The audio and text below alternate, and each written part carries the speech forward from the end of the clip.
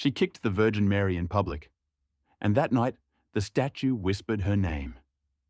In a sun-scorched Turkish town, Aylin was known as a quiet woman, a scarf on her head, a basket in her hand. But inside, she was boiling. Her son had died. A boy with bottle-cap coins and paper maps to nowhere. One moment she held his hand, the next she held his body. After that day, her prayers became mechanical. Her faith turned brittle. And every time she walked past the chapel at the end of the street, she looked at that serene statue and felt nothing but rage. Until one morning, when something inside her snapped, the statue stood at the chapel entrance. Mary, the mother of Jesus. Her hands folded in prayer, her face peaceful. To passers-by, she offered comfort. To Aylin, she was an insult carved in stone. How could any mother look so calm when her own heart had been shattered? Before you hear what happened that night, if you've ever questioned your faith, felt abandoned in your grief, or screamed at heaven in silence, this story is for you. The morning sun cast long shadows across the cobblestone streets of the small Turkish town. Dust particles danced in the golden light as merchants called out their wares, and children's laughter echoed through the narrow alleys. But for Aylin, the sounds of life had become a cruel mockery of everything she had lost. She walked with measured steps toward the marketplace, her worn sandals clicking against the uneven stones. The familiar weight of grief pressed down on her shoulders, like an invisible burden that never lifted. Each step reminded her of the countless mornings she had walked these same streets with her son's small hand tucked safely in hers. The memory struck her like a physical blow. His voice, high and sweet, asking endless questions about the world around him. "Mama, why do the birds sing? Mama, where do the clouds come from? Mama, will you love me forever?" Forever. She had promised him forever, and forever had lasted only 7 years. As she approached the small Catholic chapel that stood at the corner of two intersecting streets, her steps slowed involuntarily. The building was modest, its stone walls weathered by decades of scorching summers and mild winters. But it was not the chapel itself that drew her attention. It was the statue positioned beside its entrance. Mary, the Virgin Mother, stood in eternal stillness. Her marble face was turned slightly downward, eyes lowered in prayer, hands clasped gently at her breast. The sculptor had captured something ineffably peaceful in her expression, a serenity that seemed to radiate from the very stone itself. Local women often stopped to whisper quick prayers before her, crossing themselves as they hurried past. To them, she was a source of comfort, a mother who understood their struggles and sorrows. To Aylin, she was something far different. The statue's calm expression felt like a slap across her face. That peaceful countenance, those gentle features, they seemed to mock everything Aylin had endured. How could any mother, even a holy one, look so untroubled when mothers across the world wept for their children? How could she appear so serene when Aylin's own nights were filled with screams that never left her throat? The rage that had been simmering beneath the surface for months suddenly boiled over. Her hands clenched into fists at her sides as she stared at the statue with burning eyes. The morning sounds of the town, the calls of vendors, the clip-clop of horses, the murmur of conversations, all faded into a dull roar in her ears. She glanced left and right. The street was nearly empty at this early hour. Just an elderly man leading a donkey loaded with grain, a woman sweeping her doorstep, a group of children playing with stones in the dust. No one was paying attention to her. For a moment, she hesitated. The weight of a lifetime's religious instruction pressed against her consciousness. But the fury was stronger than fear, stronger than propriety, stronger than the whispered warnings of her childhood about the consequences of blasphemy. In a single, decisive motion, Aylin stepped forward. She lifted her leg and kicked the base of the statue with all the force of her accumulated grief and rage. The sound cracked through the morning air like a whip. The sharp thud of flesh against stone echoed off the surrounding buildings. Birds scattered from the rooftops in a flurry of wings and alarmed cries. The woman sweeping her doorstep dropped her broom and stared with wide, horrified eyes. The children stopped their game and turned to gawk at the scene. But Aylin didn't stop. The first kick had unleashed something primal within her, a torrent of words and accusations that poured from her lips like poison from an infected wound. "Where were you?" She spat at the serene marble face. "Where were you when my son drew his last breath? Where was your precious God when I screamed for mercy? When I begged for a miracle? When I would have given my own life for his?" Her voice grew louder, more desperate, attracting more attention from the startled neighbors. But she no longer cared about propriety or shame. The words that had festered in her heart for months came pouring out in a bitter stream. "What use are your prayers?" she demanded, striking the statue again with her open palm. "What good is your holy silence? You stand there with your peaceful face while children die and mothers weep. You offer nothing but stone comfort to a world drowning in sorrow."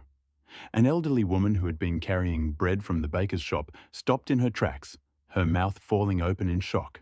She quickly crossed herself and began muttering prayers under her breath. A man leading his sheep to pasture pulled his animals closer and hurried past, unwilling to witness such sacrilege. But Aylin was beyond caring about the reactions of others. For the first time in months, she felt something other than the crushing weight of despair. It wasn't peace. It was release. Raw, ugly, necessary release. She stepped back, breathing hard, her chest heaving with the force of her emotions. Her knuckles were scraped from striking the stone, small beads of blood welling on her skin. But she welcomed the physical pain. It was nothing compared to the ache in her heart. She waited for something to happen, for lightning to streak from the clear morning sky, for the earth to open and swallow her whole, for some divine punishment to strike her down where she stood. But nothing came. The statue remained exactly as it had been, unmarked, undamaged, unchanged. Its face was still serene, as though even her fury could not disturb the profound peace captured in marble. The lack of response angered her even more. She spat at the ground near the statue's base and turned away, her damaged hands trembling at her sides. As she walked away, her sandals grinding dust into the ancient stones, she could feel the stares of the witnesses burning into her back. To them, she was a madwoman, a blasphemer, someone to be pitied and avoided. To herself, she was finally honest, no longer pretending to accept what could not be accepted, no longer bowing to a God who had turned his face away when she needed him most. But as she made her way home through the winding streets, something nagged at the edges of her consciousness. The statue's silence had not felt like indifference. There had been something else in that marble stillness, something that felt almost like endurance. She pushed the thought away angrily. It was just stone, nothing more. But the image of that peaceful face lingered in her mind, following her home like an unwelcome shadow. To understand the depth of Aylin's rage, one must understand the magnitude of her loss. Her son, Kemal, had not been just a child. He had been her entire world, her reason for rising each morning, her hope for the future in a life that had offered little cause for optimism. The pregnancy had come late in her marriage, after years of whispered prayers and disappointed hopes. When the midwife had finally placed the squirming, red-faced bundle in her arms, Aylin had wept with a joy so profound it felt like a physical transformation. In that moment, she had understood for the first time what it meant to love someone more than herself, more than life itself. Kemal had been a child of extraordinary vitality and curiosity. From the moment he could crawl, he had explored every corner of their small home with the determination of a miniature explorer. His dark eyes, so like his father's, had sparkled with an insatiable hunger to understand the world around him. He collected everything: smooth pebbles from the riverbank, fallen leaves that caught his fancy, scraps of colourful cloth that merchants dropped in the marketplace. "Look, Mama," he would say, pressing his latest treasure into her palm with the solemnity of a prince bestowing jewels. "This stone looks like a heart. Do you think it comes from someone who loved too much?" Even as a small child, he had possessed an almost mystical understanding of beauty and meaning. Where others saw refuse, he saw possibility. Bottle caps became golden coins in imaginary kingdoms. Bent twigs became the bones of dragons. Torn paper became maps to distant lands where adventures waited around every corner. His laughter had been the soundtrack of their home. High, clear notes that seemed to dance on the air and bring light to even the darkest corners. When he ran through their small courtyard, his bare feet slapping against the sun-warmed stones, Eileen would pause in her work just to watch him. The sight of his small form, so alive, so joyful, so beautifully, preciously mortal, had filled her with a contentment deeper than anything she had ever known. Evenings had been their special time together. After the call to prayer had echoed across the town and the household had settled into quietness, Kamal would climb onto her lap and demand stories. She would tell him tales her own grandmother had whispered to her decades before. Stories of wise sultans and clever peasants, of jinn who granted wishes and heroes who conquered impossible odds. "Tell me the one about the boy who could talk to the stars," he would request, his small head heavy against her shoulder, his breathing already growing slow and regular with approaching sleep. And she would weave the familiar words around them both like a protective spell, believing in that moment that love alone could shield him from every harm the world might offer. But love, as she had learned in the cruelest possible way, was not armor against fate. The morning of the accident had begun like any other. Kamal had woken with the sun, as was his custom, his small body vibrating with energy and excitement for the day ahead. He had eaten his breakfast of bread and honey with characteristic enthusiasm, managing to get as much on his face as in his mouth, and had peppered her with his usual stream of questions and observations. "The birds outside our window are having a meeting," he had announced, pressing his nose to the glass. "I think they're planning something important. Maybe they're going to build a city in the sky." She had smiled at his fanciful interpretation, as she always did. Looking back now, she treasured every word, every gesture, every moment of that final morning. Memory had transformed even the mundane details into precious relics. The way he had insisted on wearing his favorite blue shirt with the faded kite design, how he had hummed tunelessly while she braided her hair, the feel of his small hand slipping into hers as they prepared to leave for the market. They had walked together through the familiar streets, Kamal skipping alongside her, stopping occasionally to examine something that caught his interest. He had found a peculiarly shaped cloud that morning, pointing it out with the excitement of a discoverer claiming new territory. "It looks like a camel carrying the moon on its back," he had said, squinting up at the sky with his hand shading his eyes. "Where do you think it's going?" "Wherever camels go when they carry precious cargo," she had replied, matching his playful tone. "Somewhere safe and beautiful." They had been crossing the main square when it happened. One moment they were walking hand in hand, discussing the cloud camel and its mysterious destination. The next moment, chaos had erupted around them. The details remained blurred in her memory, mercifully obscured by shock and trauma. There had been shouts, the panicked neighing of horses, the terrible sound of splintering wood and metal. A cart loaded with building stones, its driver momentarily distracted, its wheels hitting a rut in the uneven road surface. Physics and momentum and devastating chance had converged in a single, horrible instant. She remembered falling to her knees beside his still form, her hands shaking as she touched his face, his hair, his chest. She remembered the way his eyes had remained open, staring up at the morning sky that had so fascinated him, but seeing nothing. She remembered the gathering crowd, the shocked murmurs, the hands that had tried to pull her away from his body. But mostly she remembered the silence. The terrible, impossible silence where his voice should have been. The days following the accident passed in a haze of ritual and condolence. Neighbors brought food she couldn't taste. Religious officials offered prayers that bounced off her consciousness like rain on stone. Her own mother, bent with age and her own griefs, had held her while she sobbed, whispering the traditional words of comfort that had been passed down through generations of women who had buried their children. "Allah gives, and Allah takes," her mother had murmured, stroking her hair as she had when Eileen was small. "It is not for us to question the wisdom of His will." But Eileen had questions that wouldn't be silenced by platitudes. If God was all-powerful, why had He not prevented the accident? If He was all-loving, how could He allow a child of such pure joy to be snuffed out like a candle in the wind? If He was all-knowing, Had he watched Kamal's final moments with indifference? Or worse, with some incomprehensible plan that required a 7-year-old boy's death?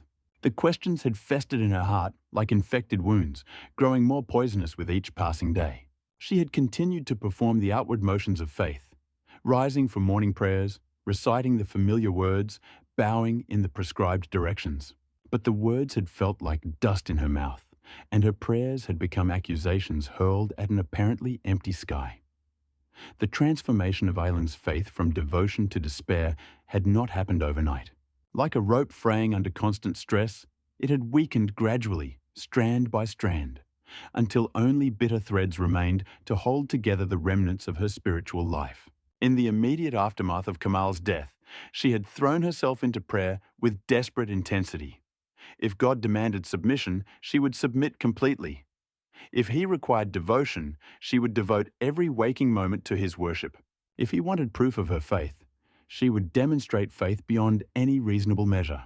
She had risen before dawn to pray, her forehead pressed to the prayer rug until it left permanent marks on her skin.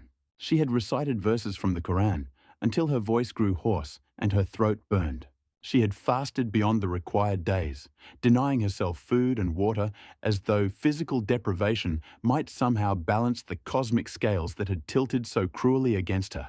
But with each passing day of unanswered prayers, with each sunrise that brought no miraculous return of her son's laughter to their silent home, her desperation had curdled into something darker and more corrosive. The first crack in her faith had come during a particularly difficult night, perhaps 2 months after the accident. She had been kneeling in prayer, begging God to send her some sign that Kamal was safe in paradise, some small indication that his death had meaning beyond random cruelty. The silence that followed her plea had stretched on and on, filling the room like a presence of its own. And in that silence, a terrible thought had occurred to her. What if no one was listening? She had tried to push the thought away, had recited protective verses and sought forgiveness for her doubt. But the seed of suspicion, once planted, had proven impossible to uproot. It had grown in the darkness of her grief, fed by every unanswered prayer, every moment of continued suffering, every well-meaning platitude that rang hollow against the reality of her loss. The daily calls to prayer, which had once structured her days with comforting regularity, began to sound like mockery in her ears. The voice of the muezzin, calling the faithful to remember their duties to Allah, seemed to be addressing a God who had forgotten his duties to her. She would stand at her window, listening to the ancient words echoing across the rooftops, and feel nothing but a cold emptiness where her devotion had once burned bright. Come to prayer, come to success, the call proclaimed. But what success could there be in a world where children died for no reason? What prayer could restore the most precious thing that had been torn from her life? Her neighbours, well-meaning but ultimately helpless in the face of her profound grief, had offered the traditional consolations. Death was a test of faith, they assured her. Allah never burdened a soul with more than it could bear.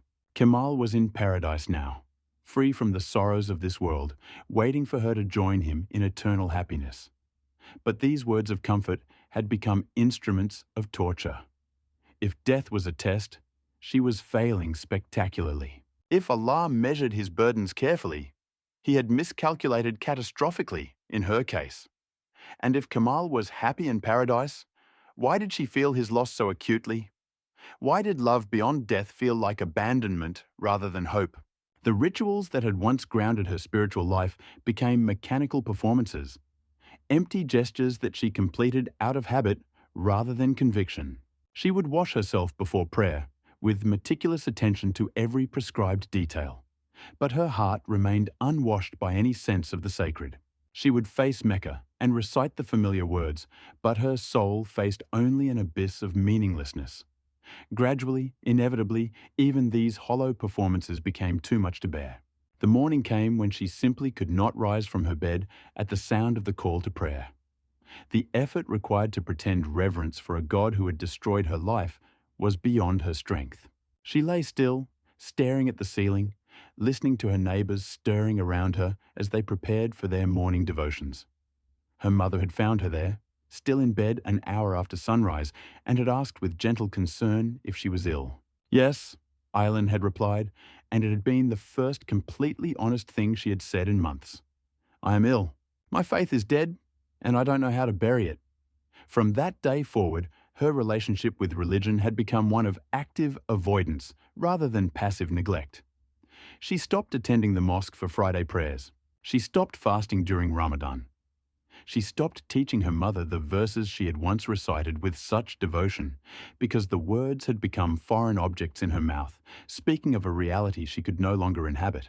The other women in her neighborhood had begun to whisper about her absence from religious observances. She could see the mixture of pity and disapproval in their eyes when they encountered her at the market or in the street. Some crossed themselves protectively when she passed, as though grief might be contagious. Others offered gentle reminders about the importance of maintaining faith during difficult times, their voices carefully modulated to convey both compassion and correction. But their concerns only deepened her isolation. How could she explain that she had not abandoned faith, but had been abandoned by it? How could she make them understand that she had not chosen doubt, but had been chosen by it, selected by forces beyond her control to experience the particular hell of loving God and being ignored by Him? The bitterness that had been growing in her heart began to spill over into her daily interactions. When she saw families walking together to the mosque, parents holding their children's hands as she had once held Kamal's, she felt a surge of resentment so intense it left her breathless. When she heard mothers calling to their sons in the marketplace, their voices carrying the casual affection that comes from certainty of response, she wanted to scream at them to cherish every moment, because it could all disappear in an instant. But most painful of all were the moments when she encountered other people's simple, uncomplicated faith. The neighbor woman who thanked Allah for every small blessing. The merchant who paused in his work to complete his prayers without question or doubt. The children who played at being imam and congregation. Their games reflecting an unshakable trust in the goodness of divine order. Their faith, once a source of community and shared understanding, now felt like a reproach to her own spiritual desolation. They lived in a universe where prayer was answered, where justice ultimately prevailed, where love was rewarded rather than punished. She existed in a parallel reality where the sky was empty and the silence was absolute. This was the state of her soul on the morning she encountered the statue of Mary at the chapel entrance. Years of accumulated rage and disappointment had transformed her from a woman of faith into a woman at war with faith itself. The serene marble face that gazed down at her represented everything she had once believed and everything she now rejected. The possibility of divine love, the comfort of spiritual certainty, the hope that suffering might have meaning. In kicking that statue, she had finally given physical form to the rebellion that had been consuming her from within. But even in her fury, even in her desperate need to strike out against the silence that had engulfed her life, she had chosen her target carefully. Mary was a mother. She, of all the figures in the pantheon of saints and prophets, might understand what it meant to lose a son. But understanding, as Aileen was about to discover, could take forms that no human heart could anticipate. That evening, Aileen moved through her home like a sleepwalker, repeating familiar tasks, cooking rice, chopping onions, yet feeling strangely detached, as if watching someone else's life. Her scraped hands stung with each movement, but her mind remained fixed on the moment she kicked the statue. She had expected release, maybe even satisfaction. Instead, she felt emptier than before, her rage echoing in a hollow space where faith once lived. At dinner, her mother tried to draw her into conversation. The Yazici girl is getting married. They asked me to help with sweets. You should come too, see something joyful. Aileen barely responded, staring at her plate. The idea of joy, even borrowed joy, felt exhausting. When her mother gently asked, "Are you well?" Aileen forced a smile and lied, "Just tired." But her mother noticed everything. "Mrs. Demir said you were near the Christian quarter today. Did something happen?" Aileen froze. So word had spread. The town's eyes never missed a step. "No!" she snapped. "I took a different route." Must every move be gossip? Her mother sighed, not scolding, only concerned. People watch because they care. But Aileen couldn't bear the thought that her private breakdown had become public spectacle. She pushed back from the table. I need air. Outside, dusk settled over the courtyard. She sat beneath the fig tree as the call to prayer rang out, but she felt nothing. The words no longer stirred her. They belonged to someone else's faith. Kamal would have loved the sky tonight, she thought. He used to name cloud shapes and ask why sunsets changed colors. The memory cracked her composure. The stars above, once full of meaning, now felt cold and indifferent. As night deepened and the world around her fell silent, Island stayed outside, unmoving. Even the usual sounds, dogs barking, leaves rustling, faded into a silence so thick it felt alive. It wasn't peaceful, it was watching her. Inside, she went through her nightly motions, locking the door, dimming the lamp. But in bed, sleep wouldn't come. Every time she closed her eyes, the statue's serene face returned, calm, unmoved, unbearable. By 3 a.m., she was curled on her side, clutching the pillow her son once used. She could still smell him. Sunlight, dust, innocence. The scent triggered a fresh surge of grief. God, she whispered, hoarse, why did you leave me? Why take him and leave me with this emptiness? No answer. Just the brutal silence she had come to know too well. She rolled to her back and muttered, There's no one there. There never was. But then the silence changed. It grew soft, expectant. The air warmed, her heart pounded, and through the stillness, a voice, clear, gentle, impossible. Island. The voice that spoke her name was unlike anything Island had ever heard, yet somehow familiar, as though she had been listening for it all her life, without knowing what she was, waiting to hear. It was feminine, warm, and carried within its single syllable and weight of understanding that made her chest tighten with emotions she could not begin to name. For a moment, she thought she might be dreaming, or that exhaustion had finally pushed her mind beyond the boundaries of rational thought. She lay perfectly still, her eyes wide open, though she could see nothing in the darkness. Every muscle in her body tensed, as though preparing for flight or fight. But the voice came again, gentle yet unmistakable, seeming to emanate not from any specific direction, but from the very air around her. Aileen, daughter, why do you wound me? This time there could be no doubt. Someone, or something, was speaking to her, addressing her by name, asking her a question that pierced straight to the heart of her recent actions. Her lips moved soundlessly, trying to form words, but no sound emerged from her throat. Fear and wonder warred within her, creating a paralysis so complete she felt as though she had been turned to stone. The presence that accompanied the voice was gentle, but undeniable. It filled the small room like water filling a vessel, not crowding out the existing air, but somehow sharing the same space, creating an atmosphere that was both strange and deeply comforting. Warmth spread through her body, starting from her chest and radiating outward, as though invisible arms had wrapped around her soul. Who? She finally managed to whisper, her voice barely audible even to herself. Who are you? The silence that followed her question stretched for what felt like an eternity. Aileen could hear her own heartbeat thundering in her ears, could feel the rapid rise and fall of her chest as her breathing became shallow and quick. But beneath these physical manifestations of her shock, she sensed something else. A profound sadness that seemed to emanate from the presence around her. A sorrow so deep and pure, it made her own grief feel like a single note in a vast symphony of loss. When the voice spoke again, it carried within it the sound of tears that had been shed across centuries. I know your pain, child. I too lost my son. I wept beneath his cross. I felt his lifeless body in my arms. I know what it means to love completely and to lose everything. These words struck Aileen like lightning, illuminating a dark landscape. For the first time since Kamal's death, she did not feel alone in her grief. Here was someone who understood not just the fact of loss, but the specific, excruciating nature of a mother's love transformed into a mother's devastation. The tears that had been building behind her eyes for hours finally broke free, streaming down her cheeks in hot rivulets. But these were different from the tears of rage and despair she had grown accustomed to. These carried within them something she had forgotten existed, the possibility of being understood. "Who are you?"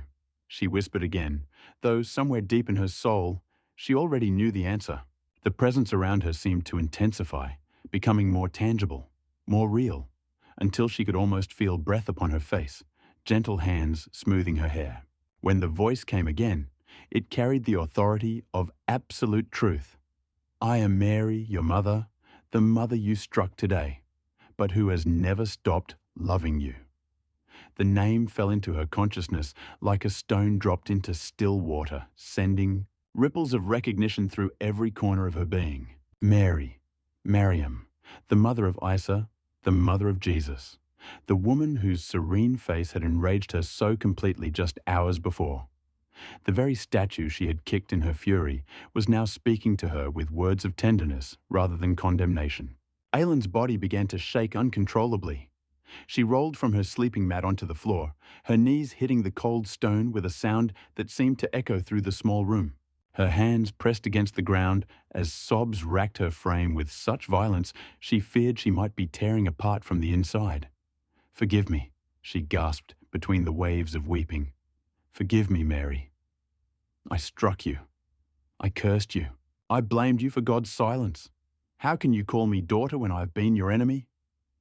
But even as she spoke these words of self-condemnation, she felt something extraordinary happening.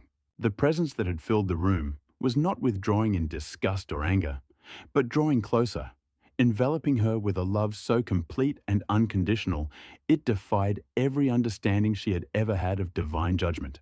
Invisible arms seemed to wrap around her trembling form, holding her with the tenderness she had once shown to Kamal when nightmares had driven him from his bed to seek comfort in her embrace. The sensation was so real, so physically present, that for a moment she looked up expecting to see someone kneeling beside her.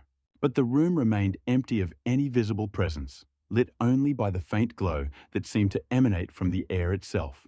"My daughter!" came the voice again, so close now it seemed to be whispered directly into her ear. "A mother does not abandon her child, even when that child strikes her in pain. I understand your anger because I have felt it myself. I have questioned the Father's will. I have wept for the cruelty of a world that demands such sacrifices from those who love most deeply." These words opened something within Aylin that had been locked shut for months. The careful control she had maintained even in her rebellion, the protective shell she had built around her wounded heart, cracked completely under the weight of this unprecedented compassion. She found herself speaking words she had not dared to voice even in her most private moments. "I loved him so much it felt like dying every day he was gone. I would have taken his place gladly. I would have bargained my soul for his life. And when no bargain was offered, when no mercy came, when heaven remained silent while I screamed, I thought love itself was a lie. I thought God was a lie. I thought everything I had believed was nothing but stories told to make suffering bearable." The confession poured from her like poison from a wound that had finally been lanced.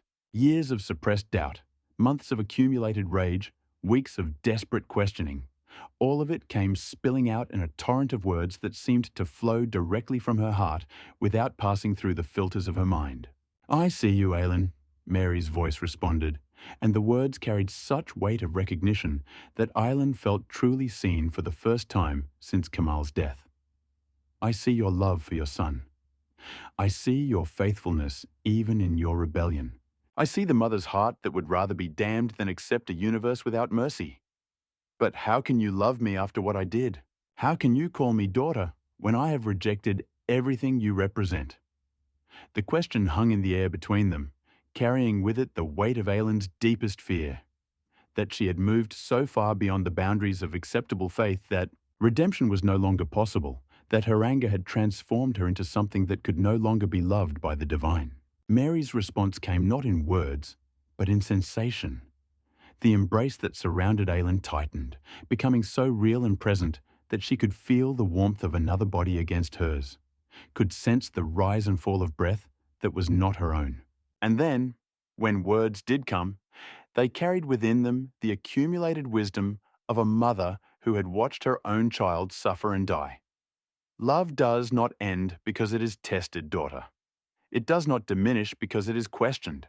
The mother's heart that loves fiercely enough to rage against injustice is the same heart that loved purely enough to create that fierce devotion in the first place. Your anger is not the opposite of your love. It is proof of its depth. These words struck Aylin with such unexpected power that she felt something fundamental shift within her chest, as though a knot that had been pulling tighter for months was suddenly beginning to loosen. She had expected judgment, condemnation, divine wrath in response to her blasphemy. Instead, she was receiving understanding so complete it felt like coming home after a long journey through hostile territory. "I don't understand," she whispered. "How can you forgive what cannot be forgiven? How can you love what has made itself unlovable?" "Because," Mary replied, and her voice carried within it the sound of every lullaby ever sung to a frightened child. "Love is not earned, daughter. It simply is. It exists before our worthiness and continues beyond our failings. It is not a reward for good behavior, but the very ground of being itself." As these words settled into Aylin's consciousness, she felt something she had not experienced since before Kamal's death. A sense of safety so profound it seemed to transform the very air around her. The room, which had felt cold and empty for so many months, now felt warm and alive, charged with a presence that banished every shadow from its corners. For the first time in hours, her weeping slowed, then ceased altogether. She remained kneeling on the floor, but her body was no longer shaking with grief. Instead, she felt a strange stillness settling over her, as though every nerve and muscle was finally being allowed to rest after months of carrying unbearable tension. "Will you stay with me?" she asked, her voice barely above a whisper. "Will you not leave me alone again?" The question carried within it all the abandonment she had felt since Kamal's death. By God, by faith, by hope itself. It was the plea of a child who had been lost in darkness and was afraid the light might disappear again. Mary's response came with such certainty that it seemed to settle into Aylin's bones, becoming part of her very structure. "I have never left you, beloved daughter. Even when you could not feel my presence, even when heaven seemed empty and prayers seemed to echo into nothingness, I was there. I was there in the hospital room when you held your son's body. I was there during the long nights when sleep would not come. I was there this morning when your pain struck out at stone. And I am here now, and I will be here, always." But how can I believe that? How can I trust in presence I cannot see, in love I cannot touch, in comfort that comes only in darkness? "Because," Mary said, and now Aylin could hear something that might have been gentle laughter in her voice. "You have already experienced it. The love you felt for your son, where did you think that came from? The devotion that made his loss unbearable. Whose heart do you think beat within yours? The mother's love that would challenge heaven itself for her child's sake. Whose spirit do you think burned in your breast?" These questions opened a new understanding in Aylin's mind, a recognition that arrived not through reasoning, but through direct revelation. The love she had felt for Kamal, the love that had defined her entire existence and made his loss so devastating, had never been merely her own. It had been participation in something larger, something divine, something that connected her to every mother who had ever lived and loved and lost. "My love for him was yours too," she said slowly, as the realization took shape in words. "Yes, daughter, and my love for my son was yours as well. We have always been connected in the mystery of motherhood, in the terrible and beautiful calling to love someone more than life itself. Your grief is my grief. Your loss is my loss. And your love, your fierce, unending, world-challenging love, is my love too." The weight of this understanding settled over Aylin like a mantle, transforming her relationship not only to her own suffering, but to the suffering of every mother. Throughout history, she was not alone in her loss, because loss itself was not solitary but shared, woven into the very fabric of divine love. As this recognition deepened, she felt her breathing slow and deepen, her body finally relaxing from the state of constant tension it had maintained for months. The presence of Mary remained strong around her, but it no longer felt foreign or overwhelming. Instead, it felt like the most natural thing in the world. A mother comforting a daughter, love responding to love, the divine reaching down to touch the human at the point of deepest need. Hours passed, though Eileen lost all sense of time's movement. She remained kneeling on the floor, sometimes speaking, sometimes listening, sometimes simply existing in the warmth of that impossible embrace. Gradually, as the night moved toward dawn, she felt her eyelids growing heavy with an exhaustion that was no longer painful, but peaceful. "Sleep now, daughter," Mary whispered, and the words carried within them the power of benediction. "Rest in the knowledge that you are loved beyond measure, forgiven beyond deserving, and held beyond the power of any loss to diminish." As Eileen finally lay down again, pulling the thin blanket over her shoulders, she felt more at peace than she had since before Kamal's birth. The grief was still there. She knew it would always be there. But it no longer felt like a wound that would never heal. Instead, it felt like love taking a different form, continuing to exist even when its object could no longer be touched or seen or held. Just before sleep finally claimed her, she whispered one last question into the gradually lightening air. "Will I see him again? Will I hold my son again?" The answer came not in words, but in a certainty that settled into her heart like seed taking root in fertile soil.